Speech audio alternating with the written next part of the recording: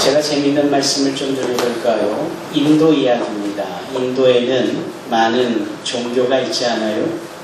그런 종교를 표현하고 또 그 종교를 흉내내기 위해서 별의별 일들이 많이 생깁니다. 그러다 보니 그러한 일을 하는 허접한 사람들도 많지요.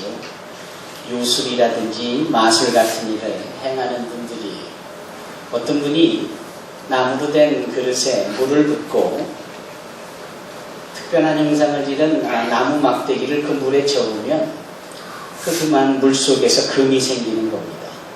그 사람들이 구름대같이 모이지 않겠어요? 그래서 이 사람이 그 많은 군중 앞에서 나무 그릇에 물을 넣고 희한하게 생긴 나뭇가지를 젓습니다. 그리고 주문을 하는 거예요. 이렇게 주문을 하는데, 오랫동안 주문을 할 때 잠시 한눈 파는 군중들 앞에 슬쩍 손에 쥐었던 황금덩이 몇 개를 그물 속에 넣는 겁니다. 그리고는 주문을 끝나고 그 물을 쪼르르 따라버리니 그만 그 그릇 안에 금이 있는 것이 아니겠어요? 그러니까 사람들이 환호를 하는 겁니다. 그 속임수에 깜빡 속은 그 군중들 중에 한 사람이 자기 재산을 다 털어가지고 그 나무 그릇과 그 희한하게 생긴 나뭇가지를 돈을 주고 사는 겁니다. 안 팔려고 하는 듯 하면서도 마침내는 팔지요. 팔면서 이런 이야기를 하는 겁니다. 한 가지 당신만 알아야 될 중요한 내용이 있는데, 그게 뭐냐면 주문을 외울 때 절대로 빨간 얼굴을 한 원숭이를 상상하지 말라라는 거예요. 빨간 얼굴을 한 원숭이를 상상하지 말라.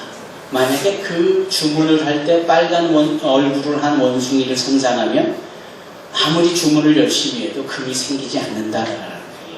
잘 알았다고 걱정하지 말라.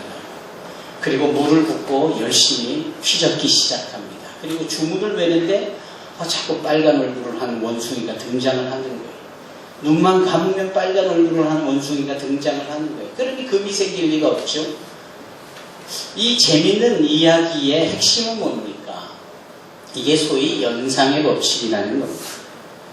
자꾸 좀 잊으려고 하고 생각은 안 하려고 하는데 자꾸 연상이 되는 거예요. 자꾸 떠오르는 겁니다. 자꾸. 여러분은 그러시지 않습니까? 뭔가를 잊으려고 해도 그 잊어버리려고 하는 대상이 꿈에서도 나타나고 밥 먹을 때도 생각나고 이럴 때가 많지 않아요? 이게 사람의 심리입니다. 그런데 사실은 이 심리적인 것보다도 훨씬 더 넓은 영역에서, 넓은 차원에서 자꾸 우리로 하여금 끊임없이 괴롭히듯이 그림자처럼 쫓아다니는 것이 하나 있는데, 그것이 뭐냐? 어떻게 해서든지 생각조차 안 하려고 하고 단절해버리려고 해도 계속해서 우리 안에 연상되는 것 중에 하나가 있는데, 그것이 뭐냐? 바로 죄다라는 거예요. 이 지긋지긋한 죄가 항상 우리의 마음에 영향을 끼치는 겁니다. 이게 보통 일이 아닙니다. 여러분, 화병이라는 것이 있습니다. 이 화병은 이 동양계 쪽에 특히 한국 사람들만이 갖는 아주 유별난 심리적인 질병으로 알려져 있습니다. 그런데 이게 세계의학계에서도 최근 인정되어져서 이 cultural syndrome이라고 해서 화병이라고, 아예 명칭을 화병, 이렇게 해서 HWAPYNG, 화병으로 이렇게 의학계에 등재가 됐습니다. 이 화병은 뭡니까? 오랫동안 누적되어졌고 쌓여졌던 상처라든지 불편함이라든지 위축되어진 것이라든지, 그래서 소위 이런 며느리 같은 분들이 이런 화병을 많이 앓고 있다죠. 이런 분들이 이 화병이 있다고 하는데, 여러분, 이 화병은 결국은 우리가 좀 털어내려고 해도 잘 털어지지가 않는 부분이다라는 거예요. 계속해서 우리를 옥조여오고, 그래서 가슴을 치듯 답답해하고, 좀 눈을 감고 잠을 청하려도 잠도 오지 않고, 순간순간 조여와 소화도 안 되는 것 같고 아랫배도 아픈 것 같고 목도 뻐근하고 별의별 후유증이 나타나는 겁니다. 결국은 우리가 좀 잊고자 하는 것, 단절해버리고 깨끗하게 근절해버리고자 하는 것조차가 우리로 하여금 심히 고단하게 하고 힘들게 하고 괴롭게 할 수 있다라는 것이죠. 과연 우리 가운데 그러한 것으로부터도 얼마나 자유할 수 있을까요? 사랑하는 성도 여러분, 이 죄는요, 그래서 우리로 하여금 문제가 있을 때라든지 또는 아플 때라든지 심지어 돌부리에 넘어져서 무릎이 까지고 난 직후에도 혹시 이 죄로 인한 결과물이 아닌가 하는 심각한 고민을 하게 되고 이런 것이 우리의 마음에 늘 존재함으로 인하여서 우리는 평화롭지 못하는 겁니다. 창세기 42장을 읽어보면 잘 아시는 바와 같이 요셉이 국무총리가 되어 바로가 꾼 꿈대로 7년 풍년이 있고 이제 7년 흉년이 시작되어진 해의 이야기를 담고 있습니다. 바로 그때에 기근으로 인하여서 먹을 것이 없는 이 가나안의 야곱의 아들이 총 몇 명이었죠? 12명인데 요셉은 지금 국무총리로 애굽에 있으니 11명이고 11명 중에 막내 아들인 베냐민은 아버지가 혹시나 해서 그 막내 아들은 가지 못하도록 해서 10명이 가 있는 거죠. 지금 10명의 형제들이 아주 오래전 자신들이 죽이려고 했고 또는 죽이지는 아니했어도 아라비아 상인들한테 종으로 팔아 노예로 팔아 애국으로 보내버린 바로 그 요셉이라는 자와의 해우가 그 자리에 있는 겁니다. 이 둘 사이에 어떤 일이 지금 벌어지고 있는 겁니까? 10명이 와서 먹을 것이 없으니 우리에게 식량을 팔아라 이렇게 된 겁니다. 그런데 요셉이 그 앞에 서서는 자기 형들인 줄을 알고 이렇게 해석을 하지요. 행색을 보니 먹을 것을 사러 온 사람이 아니라 너희들이 정탐하러 온 스파이가 분명하다. 그랬더니 이 10명의 형제들이 아닙니다. 우리에게는 원래 아버님이 한 분 계시고 12형제가 있었는데 12형제 중 하나는 실종됐고 하나는 막내라 아버지와 함께 있어서 우리가 10명이 온 스파이가 아니라 한 가족입니다. 라고 자신들의 입장을 설명하지. 그럴 때에 요셉은 그것을 받아들이지 않고 정탐인꾼이 분명하니 나에게 증거를 보여라 하는 거예요. 그 증거를 어떻게 보이느냐 이런 거죠. 너희 중에 한 명이 여기 잡혀있고 나머지는 돌아가고 대신 가서 그 막내 아들을 데려오면은 너희들의 말이 다 사실인 줄 알고 내가 너희들을 정탐꾼으로 여기지 않고 너의 말이 사실인 줄을 내가 받아들이겠다라는 거예요. 그러니 이 10명의 형제들이 얼마나 난감합니까? 왜냐하면 그 요셉이라는 형제가 실종된 이후에 사실 자기네들이 판 후에 그 아버지의 슬픔이 참으로 컸고 그래서 그 사랑이 도리어 막내인 베냐민에게 전이가 되어지면서 아버지에게는 그 유일한 소망이 이 베냐민이었거든요. 그런데 이 막내 아들을 여기 데려와야만 하는 상황이 되어질 때 그 아버지가 닥칠 염려나 걱정이나 근심이 참으로 크다라는 사실을 이 10명의 형제들은 알았기 때문에 고민하는 겁니다. 그리고 그 고민을 하면서 자기네들끼리 이렇게 말을 하는 거예요. 이거 어떻게 하면 좋으냐? 옛날에 우리가 그 요셉을 팔아서 하나님으로부터 득죄한 결과가 지금 이 일이 아니냐? 이 어쩌면 좋으냐라고 하며 예전에 지었던 자신들의 범죄에 대한 결과로 소스라치게 놀라며 괴로워하는 거예요. 자기네들끼리 자기네 나라 말로 말해요. 왜냐하면 요셉과 자기네들 사이에 통역사가 서 있다라고 창세기 42장에는 분명히 말씀하고 있거든요. 그러나 요셉은 그 언어를 다 알아듣고는 많이 괴로워하죠. 여러분, 제가 드리고 싶은 말씀의 포인트는 이겁니다. 오래전에 지었던 죄, 그 죄가 이 형제들을 난감하게 만들고 괴롭게 만들고 지금 이 상황에서의 원인이었다라는 것을 고백하게 만드는 겁니다. 처절한 죄의식 속에 괴로워하게 되어지죠. 정말 괴로운 사람들의 모습 속에 죄의 흔적이 그들을 그렇게 움직이고 있는 거예요. 반면에 요셉을 한번 생각해 보십시오. 만약 이러한 상황을 화병이라고 말했을 때 화병 걸려서 가슴을 칠 만한 사람은 사실은 이 10명의 형제들이 아니라 요셉 자신이었을 겁니다. 도대체 내가 뭘 잘못했다고, 왜 이러한 기구한 일이 나에게 펼쳐져야만 하는가, 내가 형들에게 조롱당하고 저 깊게 파진 우덩이에 던져지게 되어지고 심지어는 상인에게 팔려서 애굽의 노예로 끌려가야만 했는가. 노예로 끌려가서는 또 그곳에서 오해를 받고 유혹을 받고 감옥에 갇히기까지 하고 그 감옥에서 나오려고 여러 사람들과 좋은 관계를 맺었건만 기억도 해주지 않는 이 배반 때문에 그는 또 한 번 인간관계에서 처절한 아픔을 맛보면서 정말 화병에 걸릴 만한 자가 요셉이 아니었겠습니까? 그러나 요셉에게는 추호도 그런 것이 없었습니다. 도리어 그는 괴로워하는 이 형들에 대하여 가슴 아파하며 들어가 한바탕 울고 나올 만큼 그는 그러한 마음을 소유하고 있었습니다. 어째서 그러셨을까요? 어째서 그럴 수 있었을까요? 그것은 바로 하나님께서 어떠한 형편과 상황 가운데서도 이 요셉과 함께 하셨기 때문입니다.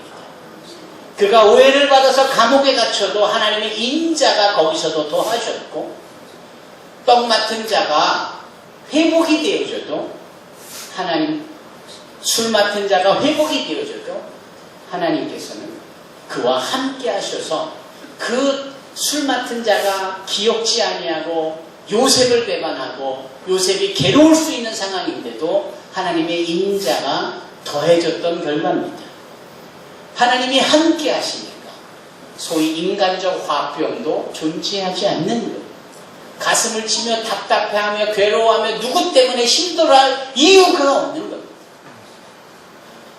우리가 세상을 살아가면서 많은 사람들과 여러 저런 관계 속에 때로는 피해를 당할 수도 있고 아파할 수도 있고 배신에 부들부들 몸을 떨 수도 있을 것이며 생각 없이 던져진 말에 크게 상처를 받고 정신적으로 힘들어할 수도 있을 겁니다. 그러나 하나님이 나와 함께하고 계시다는 사실을 분명히 믿어 의심치 않는다면 그럼에도 불구하고 하나님께서 우리에게 사랑 곧 인자를 날마다 더하고 계시다는 사실을 분명히 인식하고 있다. 화병이요, 답답함이요, 괴로움이요, 피해의식이요, 죄의식이요, 그런 게 있을 리가 없는 겁니다. 그래서 결국은 창세기 50장 20절에 이 요셉은 어디까지 고백을 합니까? 형님들 걱정하지 마십시오. 형님들이 비록 악을 행하였지만 이 모든 것을 하나님은 선을 위하여 이것을 허락하셨나이다. 하나님의 인자와 사랑을 경험한 자이기에 어떠한 외부로부터 주어지는 아픔과 또는 악의 유혹과 힘든 상황에 대하여서 화병 또는 그거에 휘둘리는 일이 추호도 없음을 여기 보여주고 있습니다. 여기에 소위 우리가 인생을 살아가면서 가장 지혜로운 처세술이 담겨져 있는 것. 사랑하는 성도 여러분, 하나님께서 우리와 함께 하십니다. 그것을 늘 인식하며 어떤 순간에도 그분의 인자심에 힘입어 심리적으로 불안해하거나 힘들어하지 아니하고 오히려 행복해하고 감사할 수 있고 기쁨으로 모든 상황을 수용하면서 결국은 하나님께서 선으로 인도하실 것을 믿으며 기대하시며 기다릴 줄 아는 저와 여러분이 되기를 바랍니다. 오늘 본문의 말씀에 사도 바울은 우리가 이처럼 죄 아래 있다가 은혜 아래 옮겨진 자로서 더 이상 죄의 종 노릇하지 말아야 될 것이며 죄의 영향권에서 자유할 수 있어야 함을 우리에게 말씀합니다. 죄의 종 노릇하지 아니하고 은혜의 종 노릇할 수 있어 의의 종으로서 하나님의 사랑을 힘입는 것, 의로 우리가 회복되어지는 것. 여러분, 이것이 거듭거듭 계속적으로 반복하는 본문 로마서 6장 전체의 내용입니다. 자, 보시지요. 15절에 뭐라 합니까? 그런즉 어찌하리요? 우리가 법 아래 있지 아니하고 은혜 아래에 있으니 죄를 지으리요? 그럴 수 없느니라. 얼마나 화구부동하고 얼마나 단언하는 내용의 표현입니까? 죄 지을 수 없다. 이 죄의 종노릇하지 아니하고 죄로부터 자유하게 되어져서 은혜 가운데 거하는 신분이 되었건만 어찌하여 여전히 죄로 인하여서 휘둘리고 죄로 인하여 아파하고 죄로 인하여 패배의식을 갖고 죄의식식에 몸을 부들부들 떨며 아무것도 못하는 연약한 모습 속에 살아갈 수 있겠느냐. 우리가 다 은혜 아래 거하고 있지 않느냐. 그러므로 우리는 도리어 하나님의 말씀에 순종하여서 하나님의 의를 따라야 된다라고 말씀하죠. 그것이 바로 16절입니다. 다 같이 읽어보십시다. 너희 자신을 종으로 내주어 누구에게 순종하든지 그 순종함을 받는 자의 종이 되는 줄을 너희가 알지 못하느냐. 혹은 죄의 종으로 사망에 이르고 혹은 순종의 종으로 의에 이르느니라. 아멘. 노예 12년이라는 영화가 있습니다. 별로 알려지지 않은 재미없는 영화입니다. 그러나 모든 영화가 재미만을 최고로 삼는다면 그것은 영화가 아닐 겁니다. 오래오래 두고두고 기억이 남는 소위 감동인 영화는 재미보다는 담고 있는 그 내용이 풍성하여 우리의 영혼에 아주 감동과 감화를 불러일으키는 영화입니다. 노예 12년이 바로 그런 영화입니다. 그 영화는 사실을 어댑션했어요. 사실을 기인했습니다. 그 시대적 배경은 한 150년 전, 그러니까 한 1850년 전의 이야기입니다.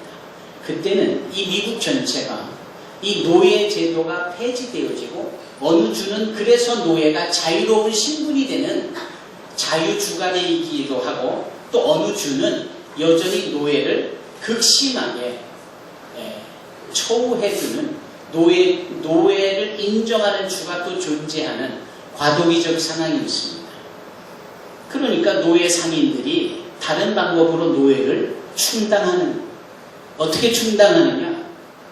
이렇게 자유로운 주에 가서 흑인들이 이제는 노예가 아니라 사회생활을 할 수 있는 그런 흑인들을 납치를 하는 겁니다.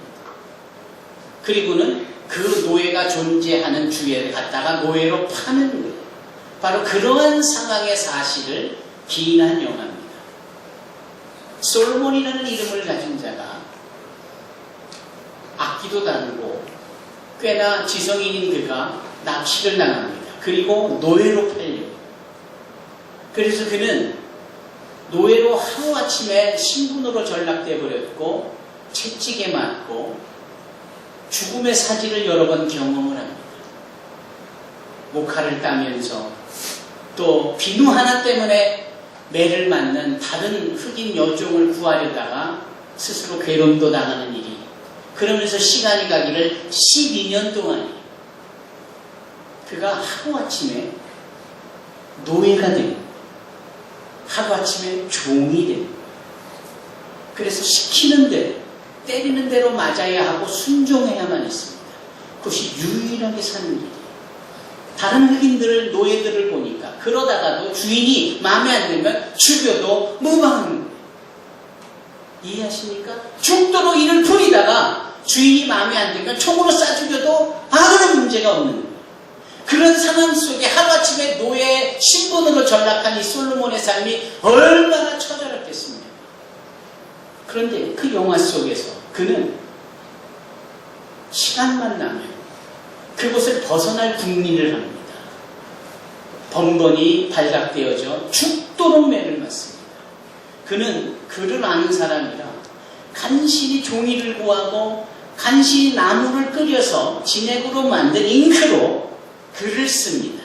자신의 주소와 가족, 심지어 자녀들의 이름부터 시작해서 이 모든 자신의 신분을 확인시켜주고 증인이 될 수 있는 미스터 파커라는 사람한테 글을 쓰는 거예요. 그러기를 몇 번, 마침내 그 편지가 돕는 자의 손길을 통하여서 미스터 파커에게 전해지고 그 파커가 보안관을 대동하고 그 농장을 찾아와서 정말 노예로 그날도 열심히 일하고 있는 이 솔로몬을 부르고는 신분을 확인하여 자유인으로 선포를 하는 겁니다. 그리고 화면이 바뀌어서 그 마지막 장면에 12년 만에 귀가한 말끔하게 정장으로 차려입은 그러나 깊은 주름과 초췌해져버린 늙은 노예 생활로 고단한 육신이 돼버린 그 모습으로 돌아오지. 아내가 서 있었고 딸이 장성하여 결혼하여 남편과 아이를, 그러니까 손녀를 두고 아들도 그 자리에 서 있는 감동의 자리지요. 그 감동의 자리에서 솔로몬은 이 말만 합니다. 이 말만 해요. 무슨 말을 하냐면 미안하다. 정말 미안하다. 정말 이제 와서 미안하다. 이렇게 와서 미안하다. 그랬더니 그 부인이 마지막 멘트를 날리며 영화가 끝나는데 이렇게 끝나는 겁니다. 당신이 미안할 것 하나도 없다.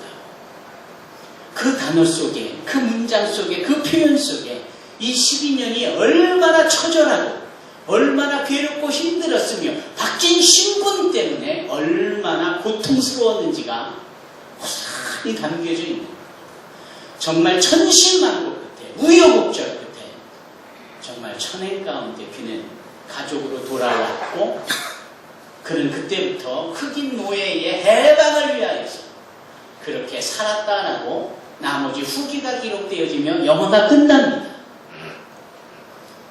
그렇게 해피엔딩으로 끝나서 너무나도 다행이지만 그 11년 동안 그가 바뀌어진 신분으로부터 다시금 원래 신분으로 회복하려고 얼마나 몸부림을 쳤을는지 걸리면 죽어야 될 상황이고 그 매를 맞아 살같이 떨어져 나가고 피가 튀기고 뼈가 드러나는 이 모습에 아픔이 고스란히 있었던 모습을 우리는 감히 상상할 수 없을 정도겠지요.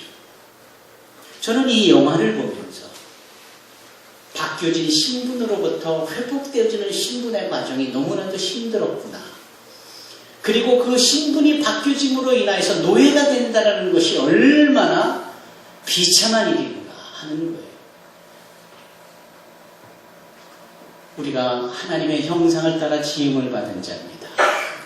하나님이 너무너무나 기뻐하셔서 동산 이름조차도 기쁨의 동산 에덴이라고 불러주셨어요.